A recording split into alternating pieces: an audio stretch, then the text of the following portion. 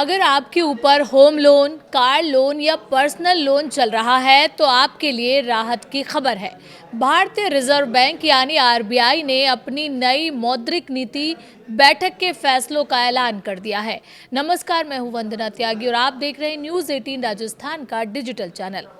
RBI governor Sanjay Malhotra ने बताया है कि इस बार रेपो रेट में कोई बदलाव नहीं किया गया है। रेपो रेट 5.25% पर ही कायम रहेगी। इसका सीधा मतलब ये है कि फिलहाल आपके लोन की ईएमआई बढ़ने वाली नहीं है और ब्याज दरों में भी कोई नया इजाफा नहीं होगा। आरबीआई ने कहा है कि दुनिया भर में आर्थिक अनिश्चितता बनी हुई है। कई देशों के केंद्रीय बैंक ब्याज दरें बढ़ा रहे हैं। कच्चे तेल की कीमतों में उतार चढ़ाव, रुपए पर दबाव और सप्लाई चेन की चुनौतियां भी बनी हुई हैं। इसके बावजूद भारत की अर्थव्यवस्था मजबूत स्थिति में है।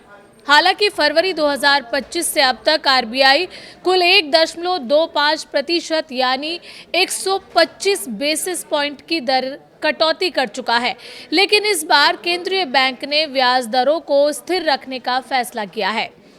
आप समझते हैं कि आखिर रेपो रेट और रिवर्स रेपो रेट क्या होती है।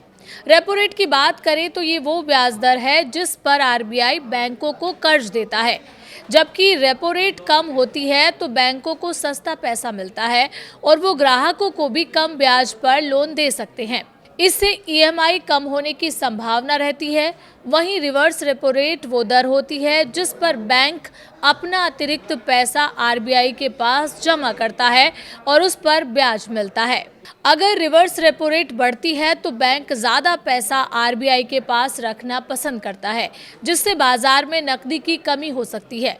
सरल शब्दों में कहें तो रेपो रेट से लोन सस्ता या महंगा होता है, जबकि रिवर्स रेपो रेट बाजार में पैसे की उपलब्धता को प्रभावित करती है। फिलहाल आरबीआई के इस फैसले से लोन लेने वालों को राहत मिली है, क्योंकि उनकी ईएमआई पर कोई अतिरिक्त बोझ नहीं पड़ेगा।